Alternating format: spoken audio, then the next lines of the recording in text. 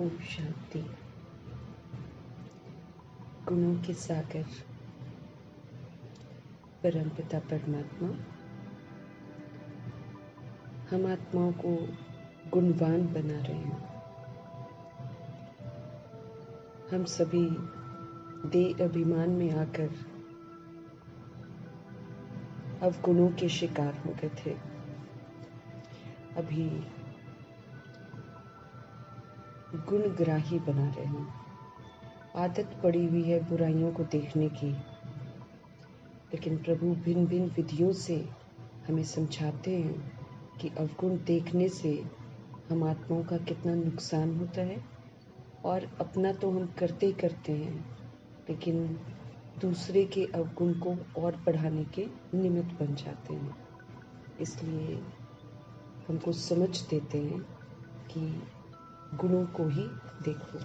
हम आत्माएं ईश्वरीय संतान हैं, हम प्रभु के बच्चे हैं, इसलिए अवगुण देखना हमको शोभता नहीं है। हमारे बाबा कभी भी किसी में अवगुण नहीं देखते हैं। तो जब मुझे ये प्रूफ करना है कि मैं बाबा का बच्चा हूँ, तो फिर जैसे बाबा करते हैं वैसे ही हमको करना है। मीठे बाबा समझ देते हैं कि गुण ग्राहकता का मतलब ये होता है कि गुणों के ग्राहक बनो। जैसे हम कुछ भी खरीदते हैं ना सामान, तो बाबा कहते हैं आप गुणों को खरीदो, पैसे देकर नहीं, लेकिन देखना ही गुणों को है।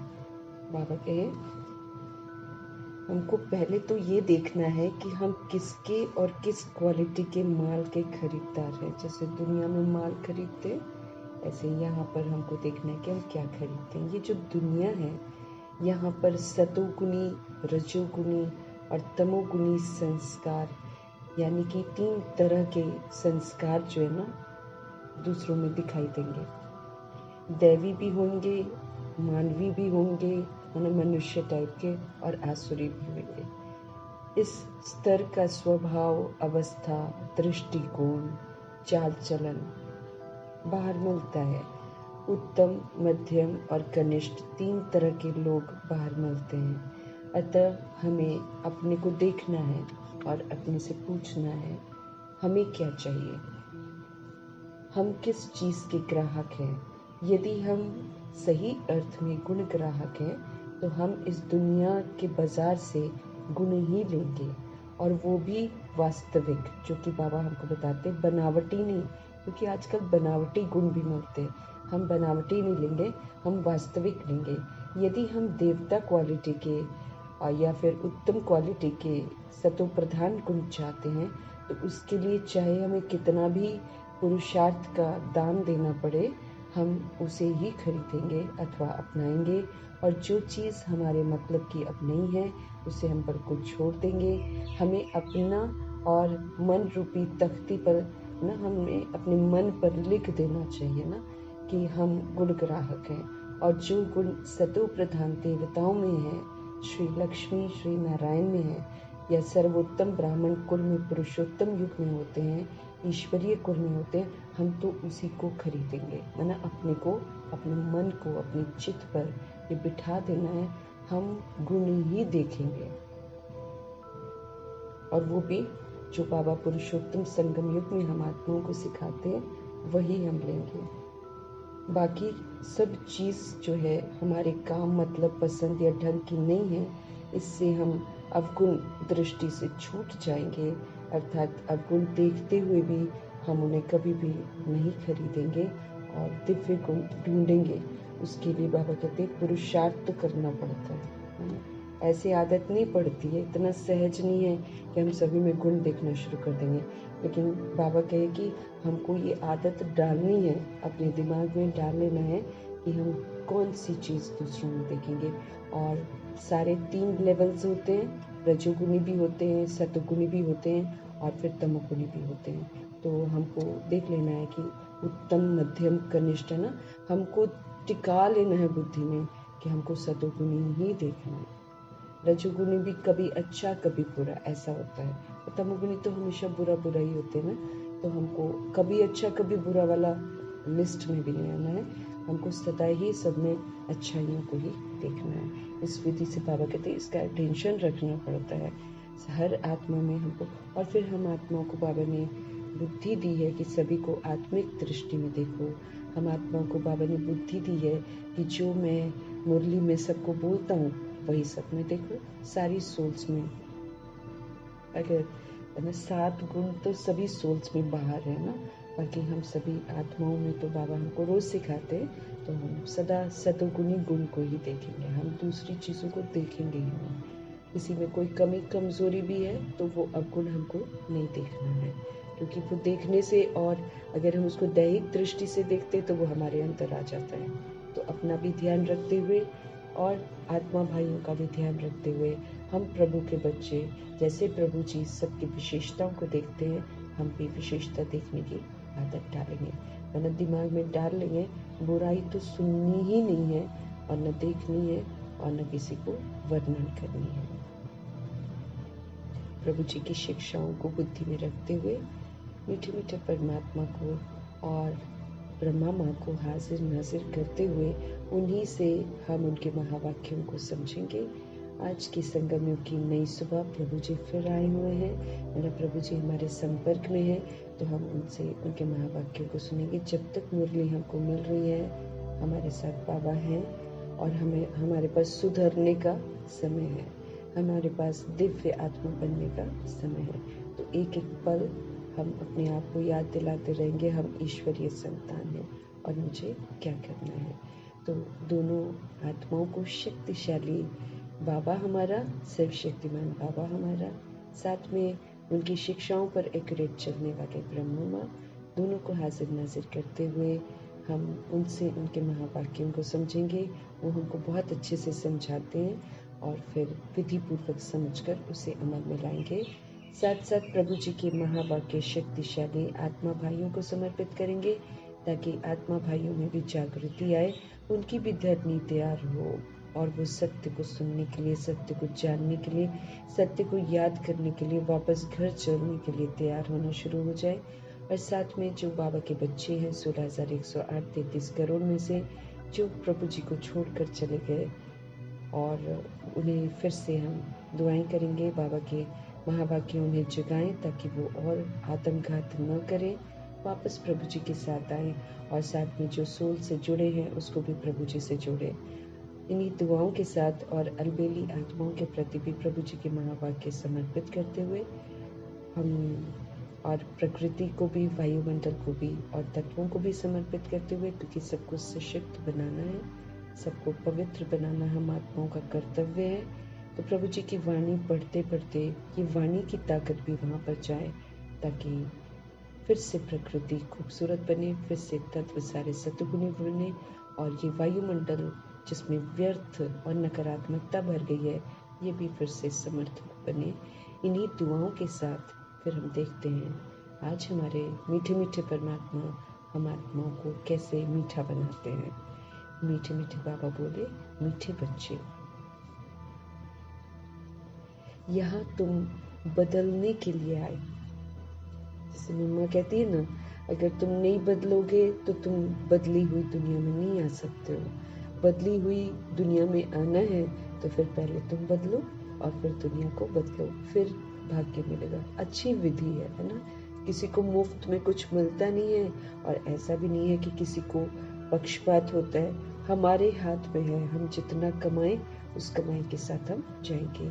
तो मीठे मीठे बाबा हम आत्माओं को बोल रहे हैं, मीठे बच्चे, यहाँ प्रभु जी के पास हम सब बदलने के लिए आए हैं। तुम्हें आसुरी गुणों को बदलकर दैवी गुण धारण करने हैं। ये देवता बनने की पढ़ाई जा रही है। मीठे मीठे परमात्मा हम आत्माओं से कह रहे हैं कि आप यहाँ पर बदलने के लिए आए हैं। बदलना मतलब पहले हम आसुरी गुणों को बहुत यूज करते थे, अब बाबा कहते उसको चेंज करो।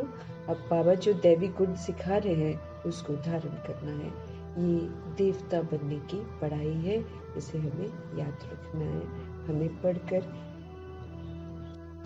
हमें पढ़कर उसको अमल में लाकर हमको देवता बनना है। इस बात का हमको ध्यान रखना है। आज का प्रश्न है, तुम बच्चे कौन सी पढ़ाई बाप से ही पढ़ते हो, दूसरा कोई पढ़ा ही नहीं सकता। हम कौन सी पढ़ाई बाप से ही पढ़ते हैं, मनुष्य इसको पढ़ा नहीं सकता। उत्तर है ये मनुष्य से देवता बनने की पढ़ाई, अपवित्र से पवित्र बनकर नई दुनिया में जाने की पढ़ाई। ये तो एक बाप के सिवाय और कोई भी हमको पढ़ा नहीं सकता। बाप ही सहज ज्ञान और राजयोग की पढ़ाई द्वारा पवित्र प्रवृत्ति मार्ग जो है वो स्थापन करते हैं। मनुष्य से देवता बनने की पढ़ाई, अपवित्र से पवित्र बनकर फिर नई दुनिया में जाने की पढ़ाई, ये तो सिर्फ एक निराकार परमात्मा के सिवाय और कोई भी हम आत्माओं को पढ़ा नहीं सकता। बाप ही सहज ज्ञान और राजयोग की पढ़ाई द्वारा पवित्र प्रवृत्ति मार्ग स्थापित करते हैं। भगवान बहुत सहज ज्ञान देते हैं, बहुत इजी, और फिर राजयोग है ना, राजा आत्मा स्वराज्य अधिकारी बनाते हैं। तो राजयोग की पढ़ाई के द्वारा फिर पवित्र प्रवृत्ति मार्ग जो है वो उसको स्थापित करते हैं, जिसमें कि घर गृहस्थ में रहते हैं हम सब, लेकिन हम सब पवित्र रहते हैं। तो पवित्र प्रवृत्ति मार्ग प्रभु जी आकर स्थापन करते हैं। ओम शांति। बाप बैठकर बच्चों को समझाते हैं। वास्तव में दोनों ही बाप है, शिव बाबा और ब्रह्मा माँ, प्रजापिता भी बनते हैं ना। तो बाप बैठकर बच्चों को समझाते हैं। वास्तव में दोनों बाप है, एक तो बॉडी का बाप है और दूसरा फिर आत्माओं का बाप है। बॉडी का बाप एक एक एक एक सबका अपना अपना, और जो प्रभु जी है वो तो सभी आत्माओं के पिता हैं, वो हमारे बाप भी है, तो ये बाप भी है, प्रजापिता भी है। तो बेहद का बाप आकर पढ़ाते हैं। बच्चे जानते हैं कि हम नई दुनिया सत्युग के लिए हम सब पढ़ रहे हैं, है ना। हम सब जानते हैं कि हम नई दुनिया सत्युग के लिए पढ़ रहे हैं। ऐसी पढ़ाई तो कहीं मिल ही नहीं सकती है। तुम बच्चों ने सत्संग तो बहुत किए हैं, तुम भगत थे न, बाबा कहते हम सब भगत ही तो थे पहले, तो भक्ति का फल ही तो हम आत्मा को मिल रहा है। तो हम सभी ने बहुत सारे सत्संग किए हैं और जरूर गुरु भी किए हुए होंगे, है ना। शास्त्र याद दिला रहे प्रभु की हम सब ने भक्ति भी की होगी, हम सब ने गुरु भी किए होंगे, हम सब ने शास्त्र भी अध्ययन किए हुए होंगे, परंतु अभी बाप ने आकर हमको जगाया है। बाप कहते हैं अभी ये जो पुरानी दुनिया है ये बदलनी है, अभी मैं तुमको नई दुनिया के लिए पढ़ाता हूँ। तुम्हारा मैं टीचर हूँ। कोई भी गुरु के लिए टीचर नहीं कहेंगे। स्कूल में टीचर पढ़ाते हैं जिनसे हम दुनिया में भी हम पढ़ते हैं, उससे हम ऊंच मर्तबा पाते हैं, परंतु वो पढ़ाते हैं इस दुनिया के लिए ही पढ़ाते हैं ना। अभी तो तुम जानते हो हम जो पढ़ाई पढ़ते हैं वो तो नई दुनिया के लिए पढ़ते हैं। गोल्डन एजेड वर्ल्ड कहा जाता है ना। ये तो जानते हो कि इस समय आसुरी गुणों को बदलकर हम दैवी गुण जो है धारण करते हैं। यहाँ तुम बदलने के लिए आए हो। कैरेक्टर की महिमा की जाती है ना। चरित्र, कोई चरित्र सुधरता है तो लोग चरित्र की महिमा करते हैं। देवताओं के चरित्र सुधरते हैं तभी तो उनकी महिमा होती है कि आप 16 कला संपूर्ण हो, आप सर्वगुण संपन्न हो, आप संपूर्ण निर्विकारी हो, आप मर्यादा पुरुषोत्तम हो। महिमा करते हैं ना इस विधि से। तो बाबा कहते हैं चरित्र की ही तो महिमा की जाती है। देवताओं के आगे जाकर कहते हैं आप ऐसे हो, हम ऐसे हैं। तुमको अभी एम ऑब्जेक्ट मिली हुई है। भविष्य के लिए बाप नई दुनिया की स्थापना करते हैं और तुमको पढ़ाते भी हैं। वहाँ तो विकार की बात होती नहीं है। तुम रावण पर जीत पाते हो। यहाँ पर हम रावण रूपी विकारों पर पूरी जीत प्राप्त करते हैं। काम, क्रोध, लोभ, मोह, अहंकार, इसको हम यूज नहीं करते ना। तो तुम रावण पर जीत पाते हो। रावण राज्य में है ही सारे के सारे विकारी हैं। यहाँ पर सब विकार में जाते हैं। यथा राजा रानी तथा प्रजा, जैसे राजा रानी होते वैसे प्रजा। अभी तो ये क्या है, ये पंचायती राज्य है। उनके पहले राजा रानी का राज्य हुआ करता था, परंतु बाबा कहे वो भी पतित थे, है ना। वो राजा रानी भी जो थे वो पतित थे। उन पतित राजाओं के पास मंदिर भी होते हैं, घरों में ही मंदिर बनाते हैं, उसमें फिर लक्ष्मी नारायण का चित्र रखते हैं, मूर्तियां रखते हैं और फिर पूजते हैं।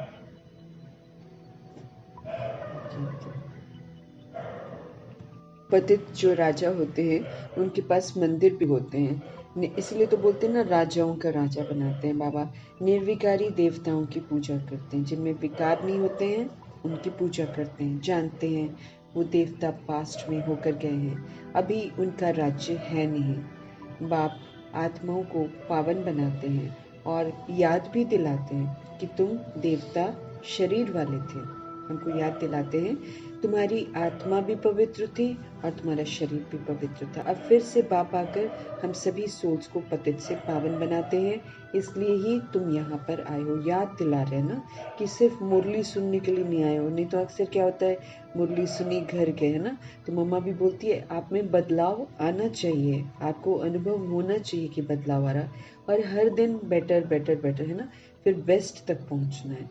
अभी से दूसरा पल भी आया तो पहले वाला पल जैसा पल नहीं होना चाहिए, उससे बेहतर होना चाहिए। तो ये बाबा हमको सिखाते हैं, तो याद दिला रहे हैं कि भाई आप यहाँ पर बदलने के लिए आए हो।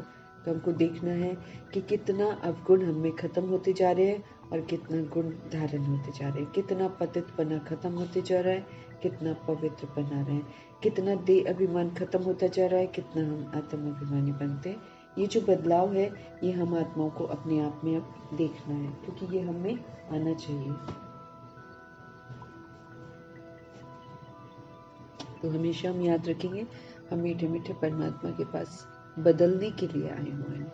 तो रोज अपना एक पोता मेल रखना है, जिसमें देखना है कितना बाकी सारी यादें खत्म हो गई और एक प्रभु की याद में हम सब रहते हैं। बाबा ऑर्डिनेंस निकालते हैं, ये बाबा के ऑर्डर्स हैं, फरमान है फाइनल जो बाबा निकालते। बच्चे ये जो काम है ये महाशत्रु है, ये तुमको आदि मध्य अंत दुख ही देता है। इसमें घुस जाओ, अगर एक बार अगर विकारी हथियाला बांध लो, दुख ही दुख है।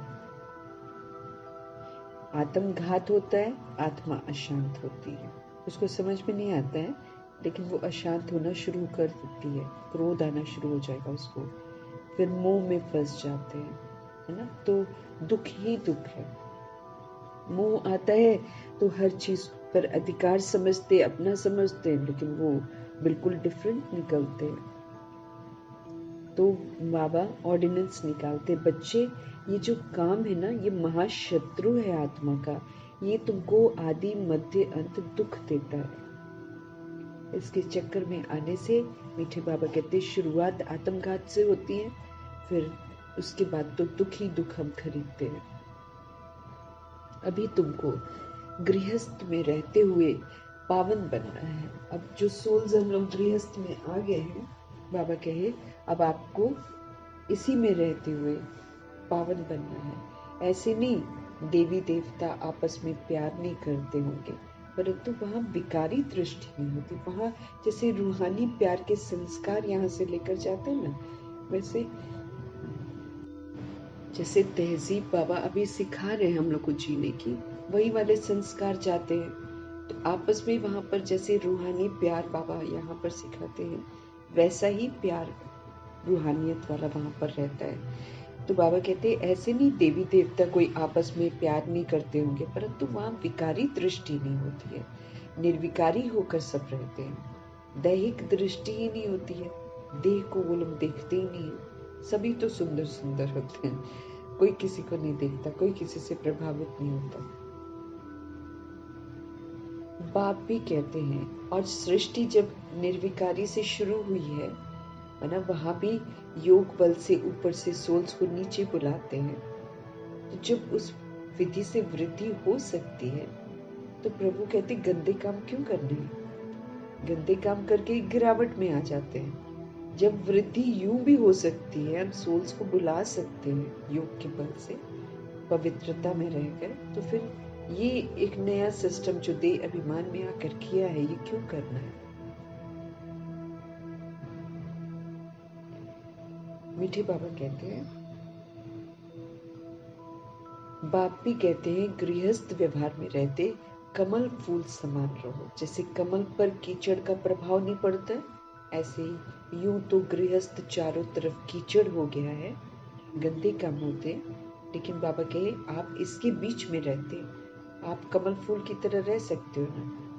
नीट एंड क्लीन, कोई कीचड़ हम पर नहीं, विकारों का कीचड़ हम पर नहीं पड़ा। कीचड़ है वो ना, काम क्रोध लोभ मोह अहंकार, जब आत्मा इसमें जाती है तो वो कीचड़ में, दलदल वाले कीचड़ में कदम रखती है, जिसमें इंसान धंसता ही चला जाता है, क्योंकि कर्मों के बंधन में बंधता है, फिर शरीर छोड़ता है, फिर से बंधन में बंधता है, तो ये सिलसिला चलता ही जाता है। अभी प्रभु आकर उसको थामते हैं और हम आत्मा को समझ देते हैं कि गृहस्थ में रहते हुए कमल फूल समान रहो। जैसे कमल पर किसी तरीके का कीचड़, वो कीचड़ में उसका परिवार है, लेकिन कीचड़ का प्रभाव उस पर नहीं पड़ता है, ऐसे ही हम आत्माओं को भी बोलते हैं कि आप कमल फूल के समान रहो।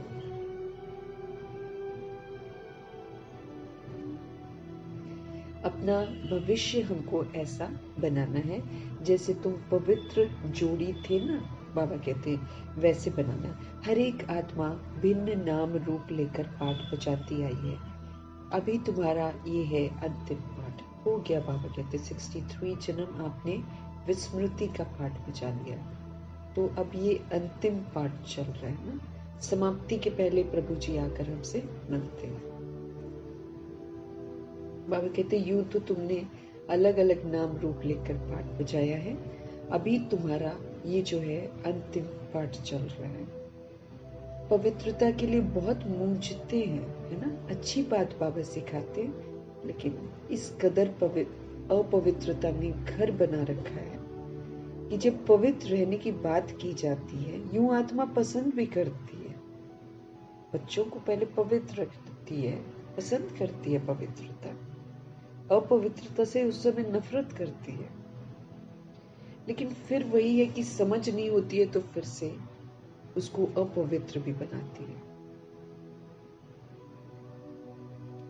भगवान कहते हैं पवित्रता के लिए जब प्रभु जी कहते हैं, ऑर्डिनेंस निकालते हैं, उनका तो फाइनल फरमान होता है ना, वो तो फरमान निकालते हैं। बाबा के पवित्रता के लिए बहुत कंफ्यूज होते हैं, मूंझते हैं कि क्या करें, कैसे कंपेनियन होकर रहे, साथ में रहे, कैसे कंपेनियन होकर रहे। कंपेनियन होकर रहने का अर्थ क्या है? विलायत में जब ओल्ड हो जाते हैं तो फिर कंपेनियन रखने के लिए शादी कर लेते हैं, संभाल के लिए, ताकि कोई संभाल ले। ऐसे बहुत हैं जो ब्रह्मचारी होकर रहना पसंद करते हैं। सन्यासियों की तो बात अलग है। गृहस्थ में रहने वाले भी बहुत होते हैं जो शादी करना पसंद नहीं करते हैं। बहुत सारी सोल्स हैं आजकल जो इंडिपेंडेंट रहना पसंद करती हैं। वो ज्ञान में नहीं चल रही हैं, लेकिन वो शादी नहीं करना चाहती। तो शादी करना, बाबा कहते हैं जो शादी करना पसंद नहीं करते, शादी करना फिर बाल बच्चे आदि संभालना, ऐसी जाल फैलाए ही क्यों जो खुद ही फंस पड़े। मकड़ी की तरह हम लोग अपना जाल बनाते हैं, क्योंकि समझ नहीं होती है ना, तो अपना सोचते हैं कि परिवार बन रहे हैं, एक नहीं दो बच्चे, दो नहीं तीन बच्चे, कहीं को तो शौक होता है ज्यादा बच्चे पैदा करो, तो लेकिन उनको ये नहीं पता कि हम जाल में फंस रहे हैं, अपने ही जाल में। उस समय बुद्धि काम नहीं करती है, बाद में फिर पता चलता है, जब एक लेवल क्रॉस कर जाता है ना, फिर गलतियों का पता चलता है। बाबा कह रहे हैं कि फिर बाल बच्चे, शादी करना, फिर बाल बच्चे आदि संभालना, ये जाल है, तो ऐसी जाल फैलाए ही क्यों जो खुद ही उसमें फंस पड़े। ऐसे बहुत यहाँ भी आते हैं। 40 साल हो गए ब्रह्मचारी में रहते हुए, इसके बाद क्या शादी करेंगे, स्वतंत्र रहना पसंद करते हैं, तो बाप उनको देखकर खुश होते हैं। ये तो है ही बंधन मुक्त।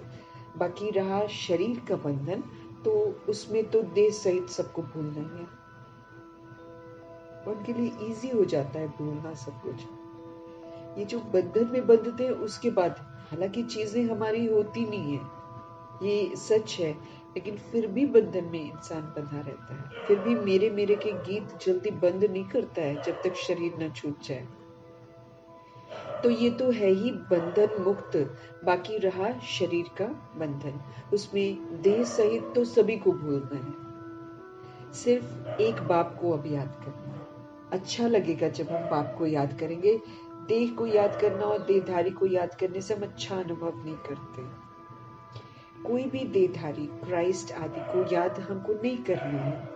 निराकार शिव तो देहधारी नहीं है। हमारा निराकारी शिव, वो तो बॉडी नहीं है उनका। उनका नाम शिव है, सदा कल्याणकारी। शिव के मंदिर भी हैं। आत्मा को पाठ मिला हुआ है 84 जन्मों का।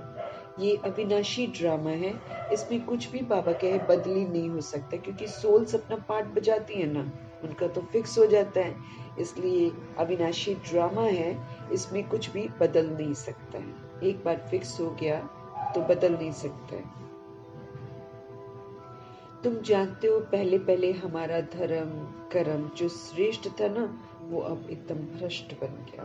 हम धर्म भ्रष्ट भी बन गए और फिर हम कर्म भ्रष्ट भी। पवित्रता हमारा धर्म है, ये जब भ्रष्ट हो जाता है फिर हमारे कर्म भी बड़े गिरे हुए हो जाते हैं। हम सोचते हैं कि हम अच्छे कर्म कर रहे हैं, लेकिन वास्तव में वो गिरे हुए होते हैं। तुम जानते हो पहले पहले हमारा जो धर्म कर्म है वो श्रेष्ठ था, अब वो भ्रष्ट बन गया है। ऐसे नहीं, देवता धर्म ही खत्म है। गाते भी हैं, देवताएं सर्वगुण संपन्न थे, लक्ष्मी नारायण दोनों पवित्र थे। पवित्र प्रवृत्ति मार्ग था, अभी अपवित्र प्रवृत्ति मार्ग है। 84 जन्मों में तरह तरह के नाम रूप बदलते आए हैं। अब जैसे जो पूरा 84 जन्म लेने वाली सोल्स है, वो तो 84 जन्म में 84 नाम और 84 शरीर अलग अलग, और फिर 84th वाला तो शिव बाबा हो जाते हैं। लेकिन 83 जन्म जो है वो दैहिक जो रिश्ते होते हैं उसी के साथ तो जुड़ते हैं ना। तो लेकिन बाबा बताते हैं कि लक्ष्मी नारायण भी फैमिली थी उनकी, लेकिन पवित्र प्रवृत्ति मार्ग था, वहां विकार में नहीं जाते थे, तभी उनके शरीरों को पूजा जाता है। तो ऐसी वाली लाइफ में हमको लौटना है तो फिर यहाँ पर हमको श्रीमत पर चलकर मन वचन कर्म से पवित्र बनना है। लाइफ, शरीर तो छूटेगा, वो तो छूटता है। न जाने हमने कितने शरीर बदले हुए हैं। एटलीस्ट ये जो ज्ञान मिल रहा है इसमें हमने द्वापर युग से लेकर अभी तक 63 जन्म तो लिए हुए हैं, तभी तो हम मुरलियां पढ़ रहे हैं। क्योंकि 63 से ज्यादा जिसने लिए होंगे वही तो मुरली पढ़ता है। अब त्रेता युग में आए हैं, सतयुग में आए हैं, वो तो सबका अपने अपने पुरुषार्थ के अनुसार वो है। बाकी 63 जन्म तो पक्के पक्के लिए। तो उससे पहले जितना भी लाइफ हम जीते थे वो एकदम प्योरिटी वाला था, और 63 जन्म जो हम करते हैं इसमें धीरे धीरे धीरे हम इम्प्योर होते चले जाते हैं।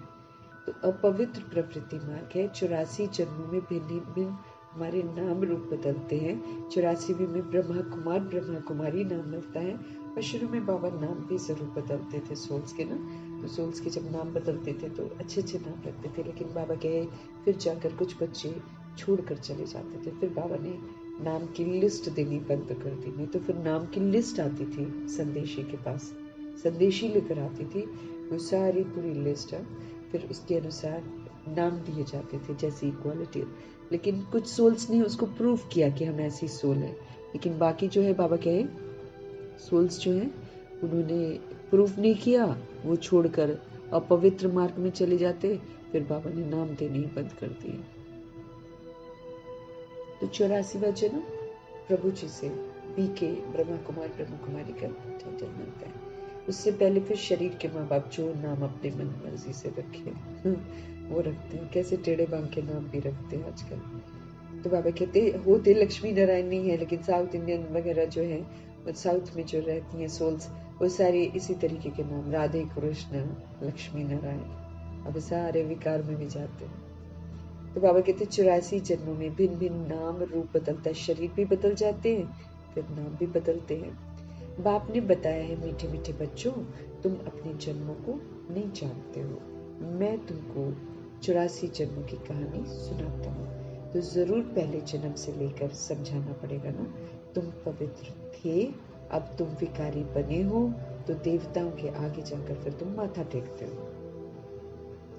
क्रिश्चियन लोग क्राइस्ट के आगे, बौद्धि लोग बुद्ध के आगे, सिख लोग गुरु नानक की दरबार के आगे जाकर माथा टेकते हैं। इससे मालूम पड़ता है कि ये किस पंथ के हैं। तुम्हारे लिए तो कह देते हैं कि ये हिंदू है।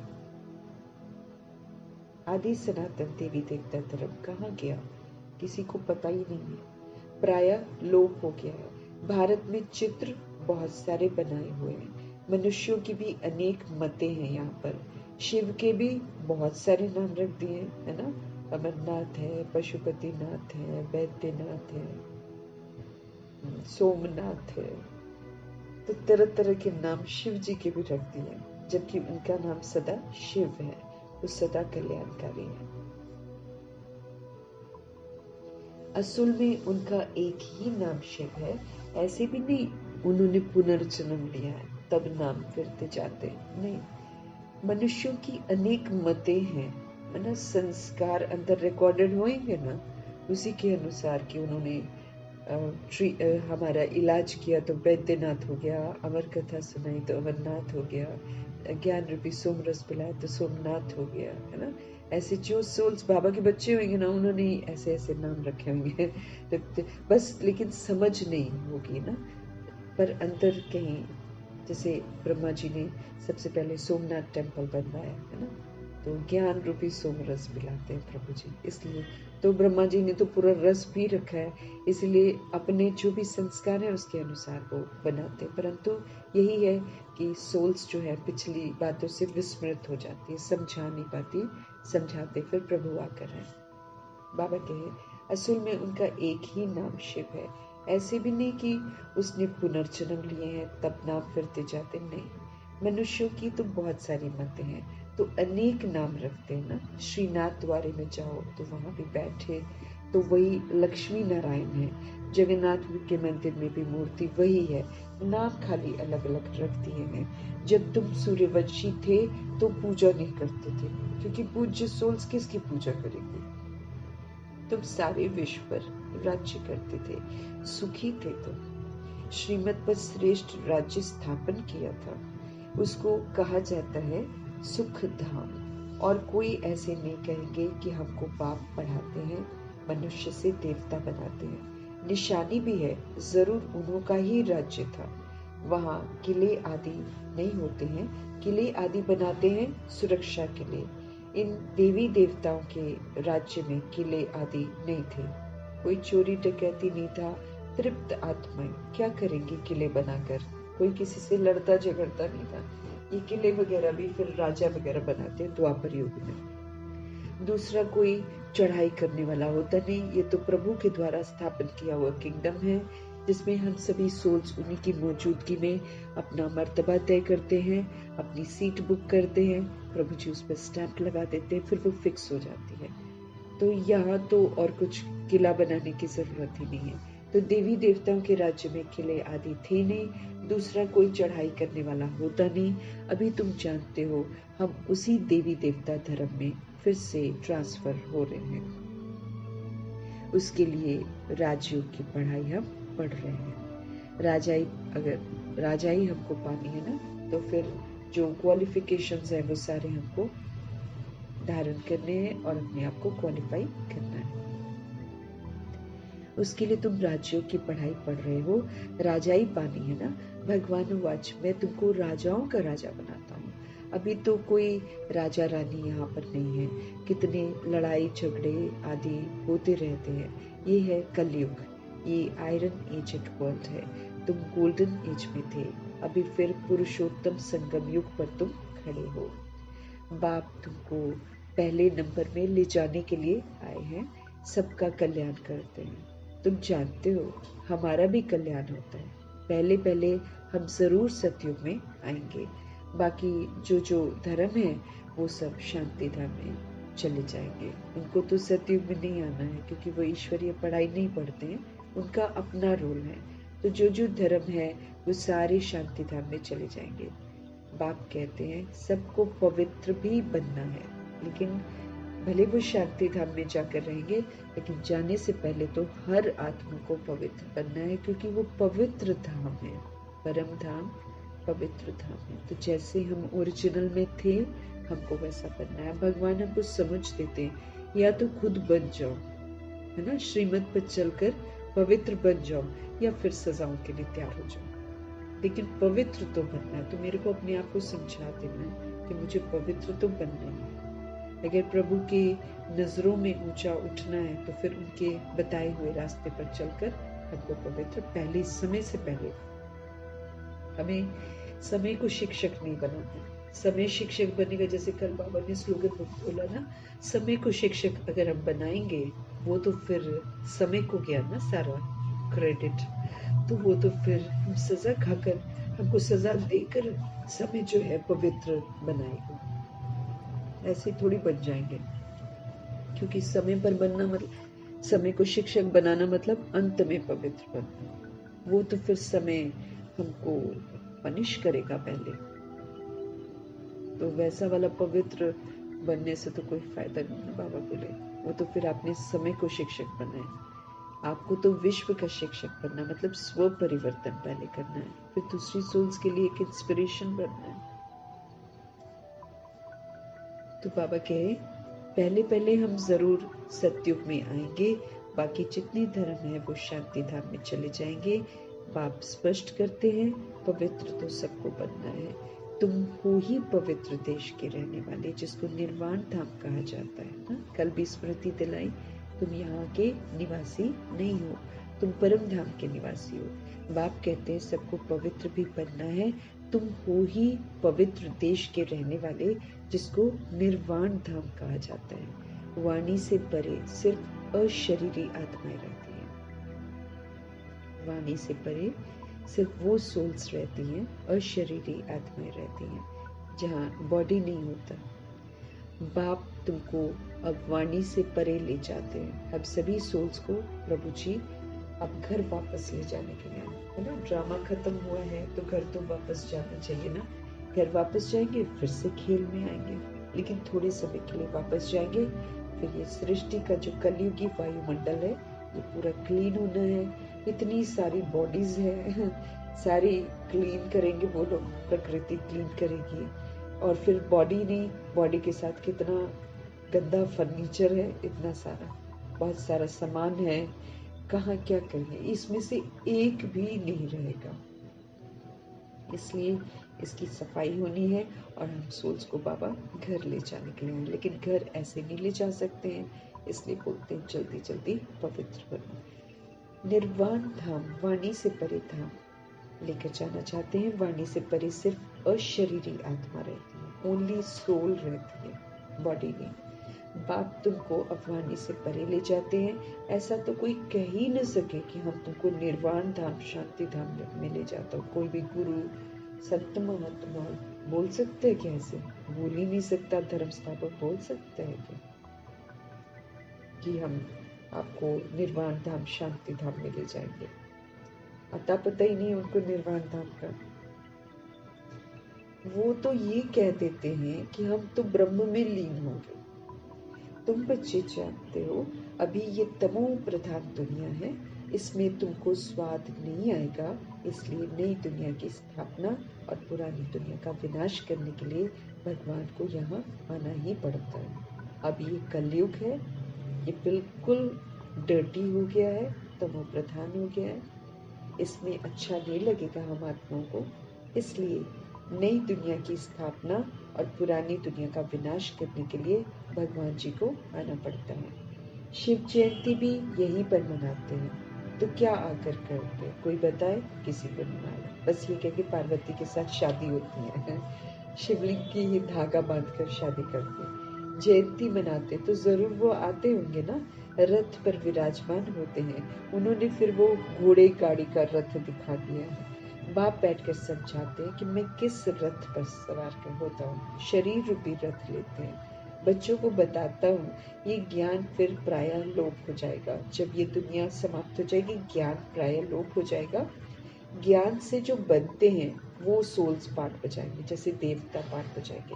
और जब देवताओं का पार्ट खत्म हो जाएगा तो फिर उनके जड़ चित्र होते हैं। तो ये ज्ञान अविनाशी है, ये कभी भी विनाश नहीं होता। हाँ, ये प्रायः लोप हो जाता है।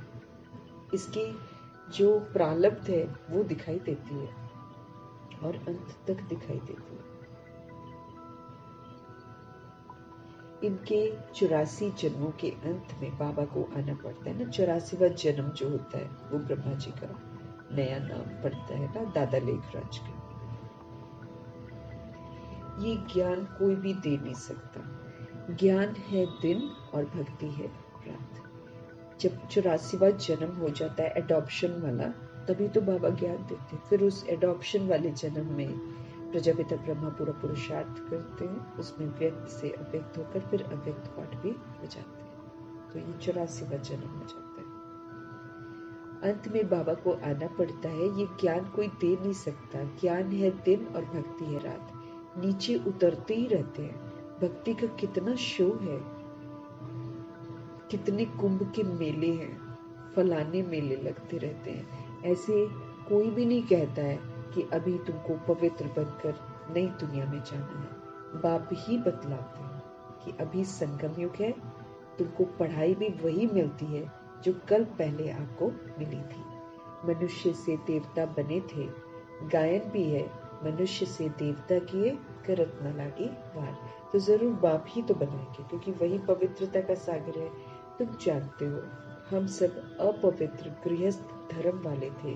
अब बाप आकर हमको फिर से पवित्र प्रवृत्ति मार्ग जो है उसका बनाते हैं। यहीं से हम बनाते हैं, यहीं से हम सतोगुणी बनते हैं, यहीं से अपनी मौजूदगी में वो हमको सतयुगी बनाते हैं। अगर मैं आत्मा अभी गृहस्थ में रहकर पवित्रता की धारणा करके निर्विकारी रहकर घर में रहती हूँ, तो मैं पवित्र वाले गृहस्थ जो सूर्यवंशी घराना है उसमें जाएंगे। यहाँ पर जो हम प्रैक्टिकल में करके दिखाते हैं उसी के अनुसार हमको प्रारब्ध मिलती है। इस बात का हम जरूर ध्यान रखेंगे, क्योंकि यूं ही मुरली पढ़कर हम सतयुग में नहीं जा सकते हैं। उसके लिए सबूत देने पड़ते हैं, स्वयं को बदलना पड़ता है और बहुत काल तक बदल कर दिखाना पड़ता है। माना बहुत काल तक मीन्स बहुत सारी परीक्षाओं को पास करके, क्योंकि पेपर होते हैं ना हर तरह से। देखा जाता है आज हिले नहीं, आज तो शांत रहे, ताज़ा ताज़ा ज्ञान है। 10 दिन बाद हिलाएंगे माया, 10 दिन बाद हिलाएंगे, देखा जाएगा। फिर महीने बाद फिर से हिलाएंगे, ताकि देखे कि स्थिर है, पिलर बने हैं। सदा याद रहता है कि हम ईश्वरीय संतान हैं। तो बहुत काल तक जब हम प्रूफ करते हैं, फिर हम उसके काबिल बनते हैं।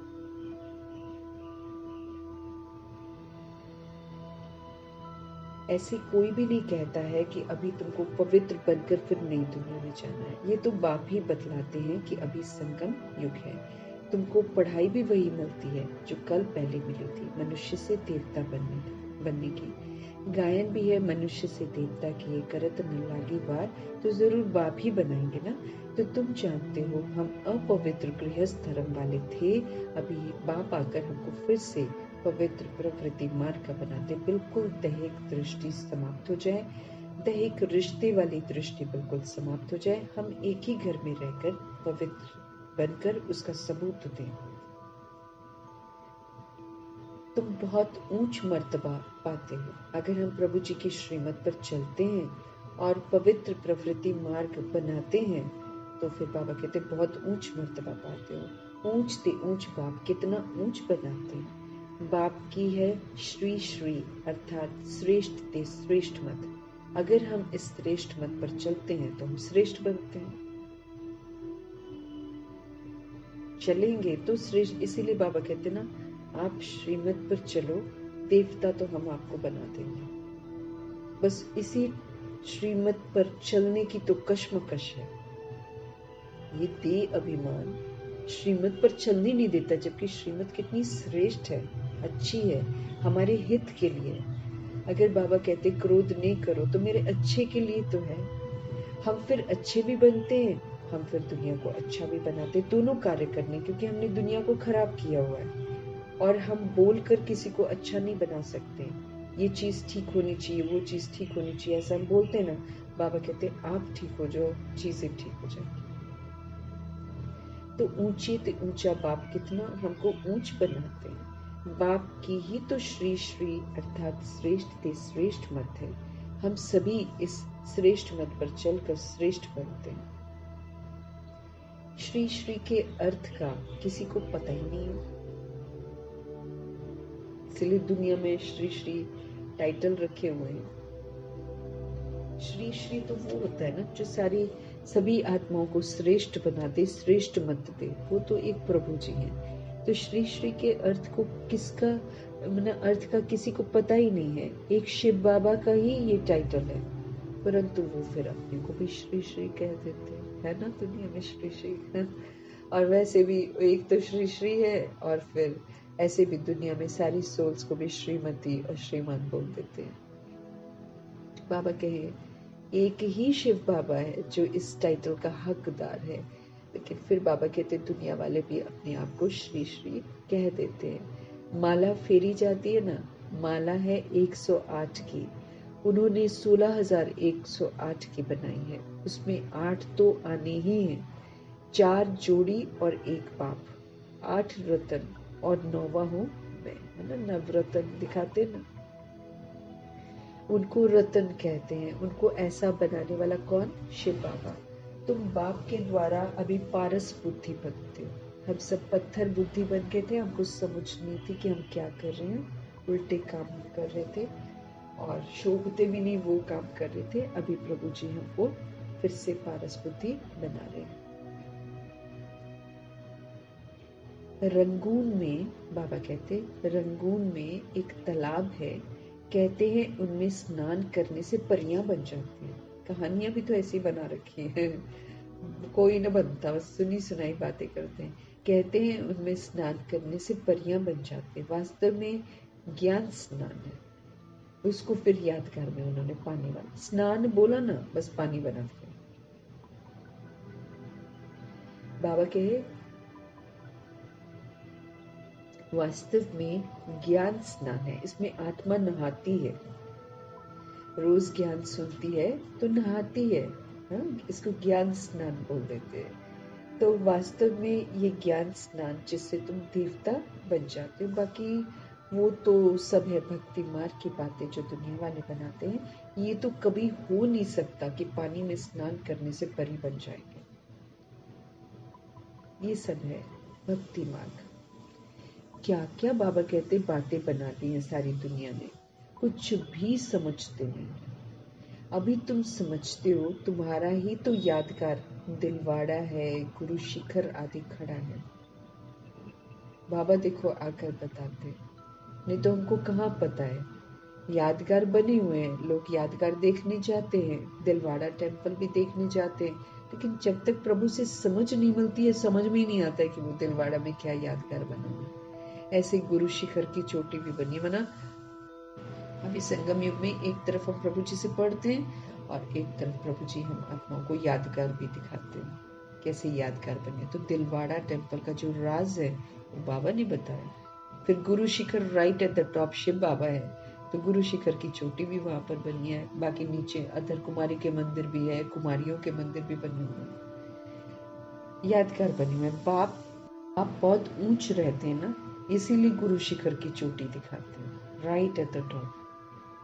कई लोग जाते हैं ना फिर बाबा के घर में, तो फिर घूमते हैं ना, वो सारी चीजें फिर देख कर आते, गुरु शिखर की चोटी भी देख कर आते। बाप बहुत ऊंचा रहते हैं ना, तो तुम जानते हो कि बाप और हम आत्माएं जहाँ निवास करती हैं वो हमारा मूल वतन है, वो मेरा ओरिजिनल वतन है। हमारा ओरिजिनल स्वरूप जो है वो निराकार आत्मा का है, तो हम सारे अपने ओरिजिनल रूप में मूल वतन में रहते हैं, तो जहाँ हम आत्माएं निवास करती हैं। ये समझ अभी हमको मिलती है, मेरा घर मूल वतन है। सूक्ष्म वतन तो केवल साक्षात्कार मात्र है, बाबा कह रहे हैं। सूक्ष्म ब्रह्मा जी वहां पर है, और ये ऑफिशियल प्लेस है, जहाँ से ऑफिस जैसे होता है ना किसी का, तो ये शिव बाबा का ऑफिशियल जगह है, जहाँ से ऑफिशियल कर्म होते हैं ना। तो ये सूक्ष्म वतन तो मीठे बाबा का है, ये संगम युग में बाबा रचते हैं, यहाँ जहाँ संदेशियां बुद्धि से जाती हैं, और फिर वो भोग लगाती है, कैच करती है, बाबा क्या इशारों में बताते हैं। तो सूक्ष्म वतन तो केवल बाबा के साक्षात्कार मात्र है। वो कोई दुनिया नहीं है कि जहाँ कोई जाकर बसता हो या बॉडी में रहता हो। वहाँ तो ब्रह्मा जी भी आकारी शरीर में है, हड्डी मांस का वहाँ पर शरीर नहीं है।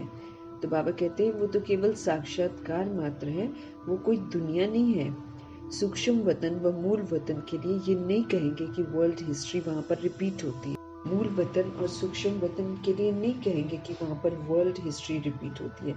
ये जो सृष्टि है, धरती है, यहाँ के लिए बोलते हैं कि वर्ल्ड हिस्ट्री जो है वो रिपीट होती है। वर्ल्ड तो एक ही है, इस वर्ल्ड की हिस्ट्री रिपीट कहा जाता है। ये जो दुनिया पर ड्रामा आकर करती हैं हम सोल्स, ऊपर से नीचे आकर, यहाँ की आत्मा जो यहाँ पर कर लेती है वही रिकॉर्ड हो जाता है, वही फिर 5000 वर्ष के बाद रिपीट होता है। क्योंकि ड्रामा भी तो लंबा चलता है ना। हम अलग अलग शरीर लेकर पाठ बजाते हैं, पीछे वाले को विस्मृत हो जाते हैं, तो उसकी वजह से ये सारा फिक्स हो जाता है। फिर 5000 वर्ष के बाद रिपीट होता है। जब रिपीट होता है तो हमको नित्य नया लगता है, क्योंकि आज की जो सीन है ये 5000 साल के बाद आएगी, इसलिए फिर हमको याद नहीं रहता है और फिर वो नया लगता है। तो बाबा कहे इस वर्ल्ड की हिस्ट्री जो है ना रिपीट होती है यहाँ की। मनुष्य कहते हैं वर्ल्ड में पीस हो, तो ये नहीं जानते हैं कि आत्मा का, लेकिन ये नहीं जानते कि आत्मा का अपना स्वधर्म ही शांत है। बाकी जंगल में थोड़ी शांति मिल सकती है। लोग सोचते ना कि जंगलों में चले जाएंगे तो उनको शांति मिलती है। तो बाबा कहते हैं जंगल में जाने से तो शांति नहीं मिल सकती है। तुम बच्चों को सुख और सबको शांति मिल जाती है। बाबा जब आते हैं, पवित्र बनाते हैं, जो ईश्वरीय पढ़ाई पढ़ते हैं, जो क्वालिफाई करते हैं, उन्हें सुख मिलता है। और जो क्वालिफाई नहीं करते हैं, खाली मोक्ष मोक्ष कहते रहते हैं, वो फिर सारे शांति धाम में जाते हैं, उनको शांति मिल जाती है। जो भी आते हैं पहले शांति धाम में जाकर सुख धाम में आएंगे। हम शांति धाम घर में जाएंगे और फिर वहां से फिर हम सुख धाम में आएंगे। कई कहेंगे हम ज्ञान नहीं ले, पिछाड़ी में आएंगे तो बाकी इतना समय वो फिर मुक्ति धाम में ही रहेंगे। बाबा कहे कई कहते हैं ना हम ज्ञान नहीं लेंगे, हम पिछाड़ी में आएंगे। तो फिर बाबा कहते हैं जो ये कहते हैं कि हम बाद में आएंगे, तो फिर बाकी इतना समय वो मुक्ति धाम में ही रहेंगे। कोई 4000 ईयर्स वहीं पर रहते हैं, कोई उससे भी ज्यादा वहीं पर रहते हैं। वो तो न प्रभु को जान पाते हैं न खुद को जान पाते हैं। तो बाबा कहे बाकी इतना समय मुक्ति धाम में रहेंगे। ये तो अच्छा है बाबा, मुक्ति चाहिए, हमें मुक्ति चाहिए। यहाँ करके 1-2 जन्म मर्तबा पाएंगे। वो क्या हुआ बाबा कहते, वो तो फिर जैसे मच्छर निकलते हैं और मर जाते हैं, वैसी जिंदगी है। सारा समय मुक्ति धाम में रहेंगे, 1-2 जन्म के लिए नीचे आएंगे। वो बोले बाबा क्या है, वो मच्छर निकलते हैं, प्रभु को जान नहीं पाते, तो उनकी जिंदगी कैसी है, मच्छर मिसल है। तो 1 जन्म में यहाँ क्या सुख रखा है, वो तो कोई काम का नहीं रहा ना। जैसे कि पाठ ही नहीं है उसका। तुम्हारा पाठ तो बहुत ऊंचा है, तुम्हारे जितना सुख और कोई देख नहीं सकता। क्योंकि यहाँ पर हम पहले सुखदायी मत पर चलकर हम जीना सीखते हैं, जी कर फिर सबको सुख देते हैं, फिर सुख अनुभव करते हैं। सब कुछ हम अनुभव करते हैं अभी संगम में। हम भगवान के साथ पाठ हो जाते हैं, हम भगवान को जानते हैं, अपने आप को जानते हैं। इसलिए बाबा कहते हैं तुम्हारा पाठ तो बहुत ऊंचा है ना। हम खुद को परिवर्तन करके पूरी सृष्टि को चेंज करने में मदद करते हैं। तो इसलिए हमारा पाठ जो है ऊंचे से ऊंचा है। बाबा से हम ऊंची शिक्षाएं प्राप्त करते हैं, ऊंचा बनते हैं। तुम्हारे जितना फिर सुख कोई देख नहीं सकता। इसलिए बाबा कहते पुरुषार्थ, फिर हमको ऊंची दुनिया में जाना है तो सुख पाना है, तो फिर भगवान कहते फिर उतना ऊंचा पुरुषार्थ भी तो करना चाहिए।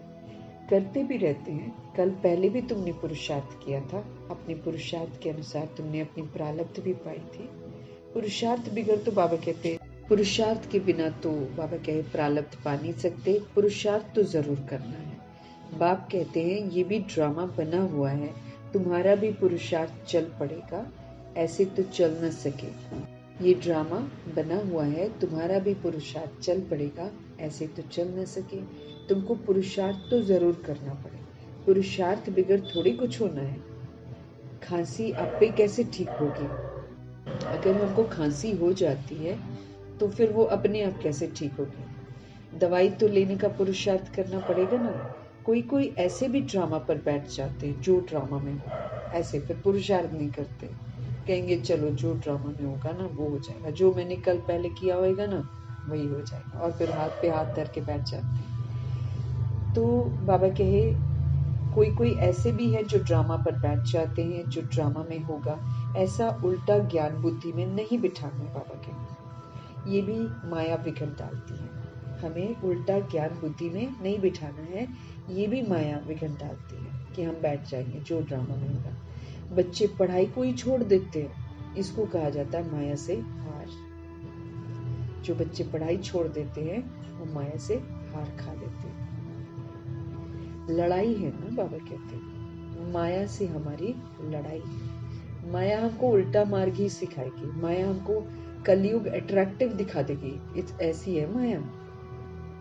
कलयुग जो विनाश होने वाला है, कलयुग जो गंध है, वो उसके प्रति आकर्षित कर देगी और भगवान से विस्मृत करा के उल्टी रास्ते पर ले जाएगी। ये जो लोग छोड़कर चले जाते हैं, बाबा के बच्चे सेवा करते हैं, अच्छा करते हैं और फिर छोड़ जाते हैं, वो क्या होता है?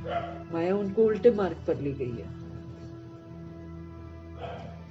तो बाबा कहे बच्चे पढ़ाई को ही छोड़ देते हैं, इसको कहा जाता है माया से हार खा लिया। हमें माया से हार नहीं खानी है। लड़ाई है ना, वो भी जबरदस्त लड़ाई है हमारी। माया कोई ऐसी आसानी से थोड़ी, सारी जो कूट कूट कर हमारे अंदर 63 जन्मों की देह अभिमान की बीमारियां घुसी हुई हैं, वही देह अभिमान को बार बार उकसाती है। भगवान की दुनिया, भगवान की शिक्षाओं को कम इंपॉर्टेंस देकर पुरानी दुनिया की तरफ अट्रैक्ट करती है। पुरानी दुनिया तो गंदी है, खत्म होने वाली है, इसमें किचड़ा है, इसमें ये सारा देह अभिमान का किचड़ा है।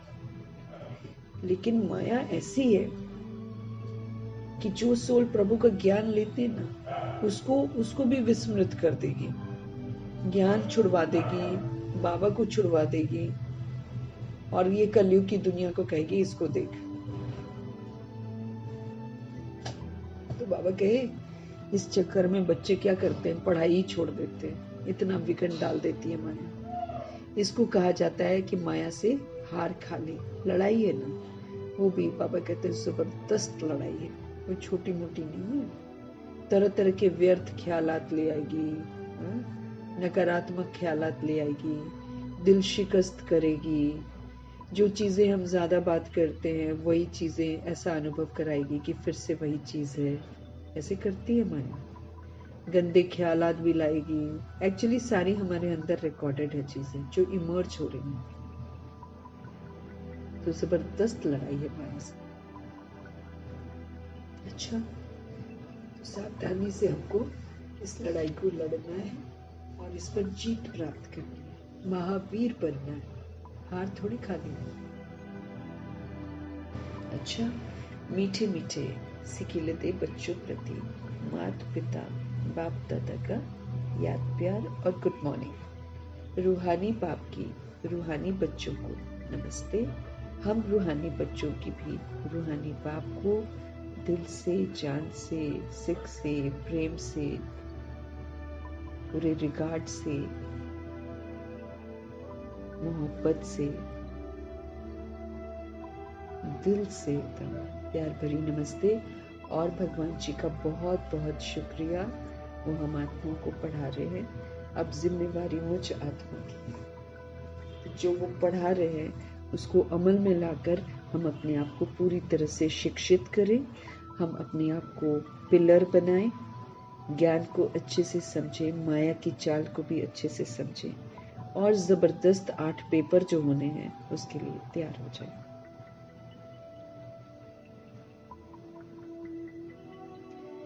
आज का धारणा के लिए मुख्य सार है, श्रेष्ठ राज्य स्थापन करने के लिए, अगर हमको श्रेष्ठ राज्य स्थापन करना है, उसके लिए श्रीमत पर चलकर बाप का मददगार बनना है।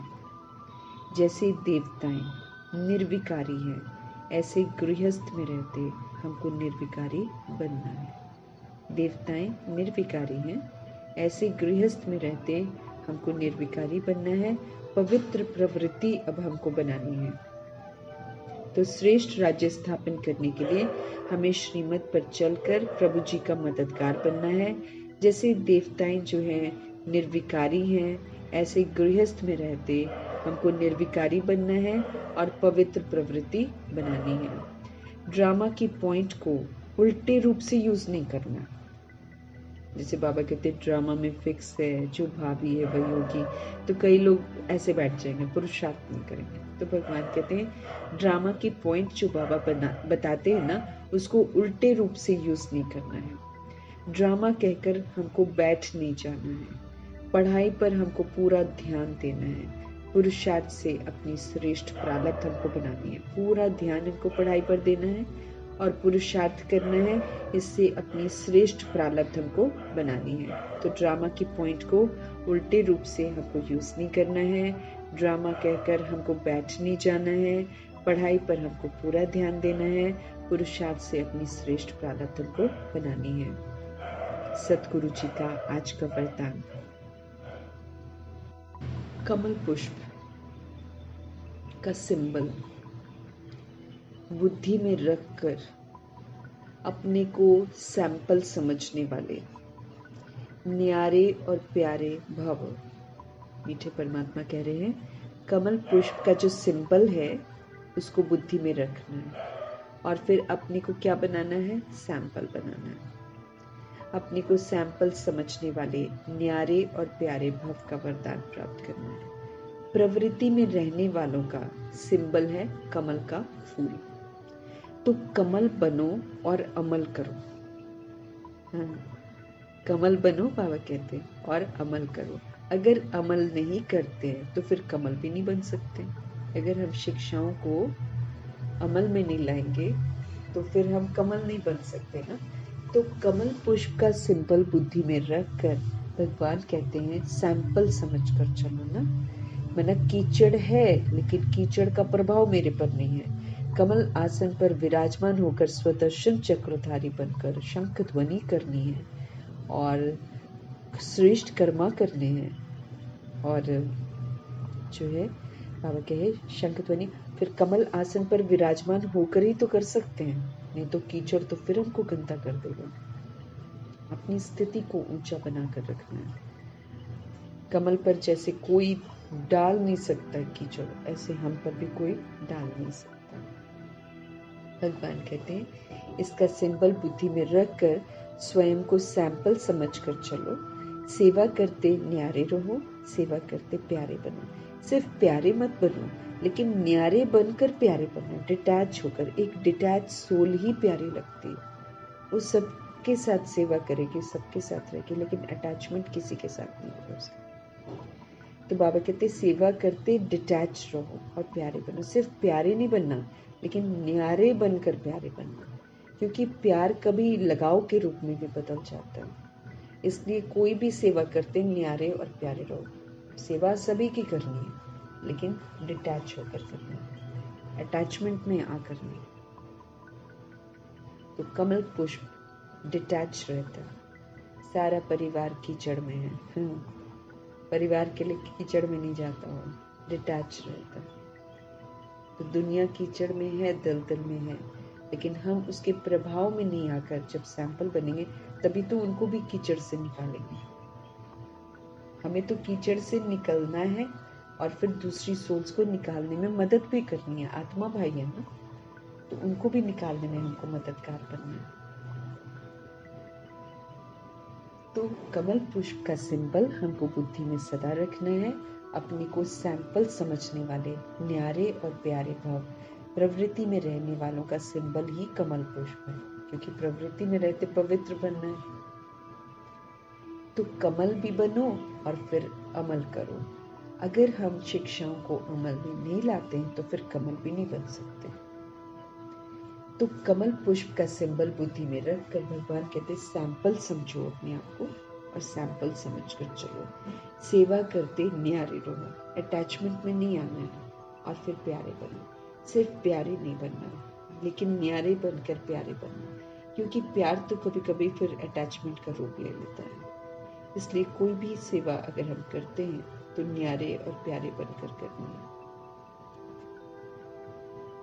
आज का स्लोगन है, स्नेह की छत्र छाया के अंदर माया आ नहीं सकती। परमात्म स्नेह जो है ये छत्र छाया है। अगर हम इस छत्र छाया के अंदर है ना, माया नहीं आ सकती। जब हमारा प्रभु से स्नेह घट जाता है और दुनिया में लगता है ना, तब माया आती है। अगर बाबा के साथ हैं, बाबा मेरा कंपेनियन है और हम बाबा की कंपनी में रहते हैं, तो फिर तो माया अंदर आ नहीं सकती। कोई भी कमी कमजोरी मुझे मजबूर कर नहीं सकती। कोई भी आकर्षण मुझे आकर्षित कर नहीं सकता। लेकिन जब स्नेह की परमात्म छत्र छाया से हम बाहर निकलते हैं, तब माया पकड़ती है। और हमको फरमान क्या मिला हुआ है? बाहर नहीं निकलना, कभी भी बाहर नहीं निकलना। सदा स्नेह की छत्र छाया के अंदर ही हमको रहना, फिर माया नहीं आएगी। मीठे मीठे परमात्मा की मीठी मीठी शिक्षाओं के लिए उनका हम धन्यवाद करेंगे। ब्रह्मा माँ का धन्यवाद करेंगे, जगदम्बा माँ का धन्यवाद करेंगे, दादियों का धन्यवाद करेंगे, 16,108 करोड़ आत्माओं का धन्यवाद करेंगे, जिसमें एडवांस पार्टी की सोल्स का धन्यवाद करेंगे, अष्टरत्नों का धन्यवाद करेंगे, नवग्रहों का धन्यवाद करेंगे। बृहस्पति की दशा सभी पर आ जाए, यही दुआ करेंगे। हर आत्मा को प्रभु आकर्षण हो जाए, यही दुआ करेंगे।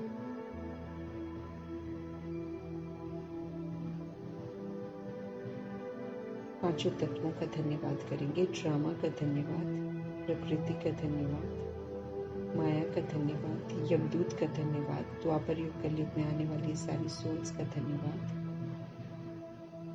साथ में रहने वाली सोल्स का धन्यवाद, सहयोगी आत्माओं का धन्यवाद, साधन बनाने वालों का धन्यवाद, साधनों का धन्यवाद, अविनाशी खजानों का धन्यवाद जो प्रभु जी से मिलते हैं, इस अनमोल संगम युग का धन्यवाद जिसमें हम प्रभु जी से मिलते हैं, प्रभु जी से सीखते हैं, उनको अनुभव करते हैं।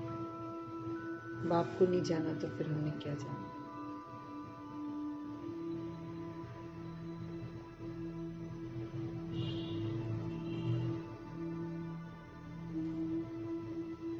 तो अनमोल संगम युग का धन्यवाद करेंगे,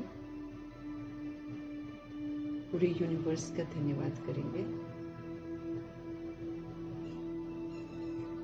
ये जो मेहमान नवाजी हम लेते हैं पूरी सृष्टि से, यहाँ पर रहते हैं, तो ये सारा मेहमान नवाजी जो लेते हैं, यहाँ की जो पालना लेते हैं, उसका धन्यवाद करेंगे। और करोड़ों की आबादी की तरफ से भी धन्यवाद करेंगे। और बाबा के वो बच्चे जो धन्यवाद नहीं करते, उनकी तरफ से भी हम सभी सोल्स मिलकर धन्यवाद करेंगे। तत्वों का भी धन्यवाद करेंगे और सृष्टि रूपी ड्रामा का भी, जो यहाँ पर हमको सब कुछ मिलता है ना, उसका भी धन्यवाद करेंगे। एहसान फरामोशी हमने बहुत समय करी है, अब हर दिन थैंक यू बोलना है। और फिर अब मेहमान की तरह सारी चीज़ों को यूज करना है, अधिकार नहीं जमाना है।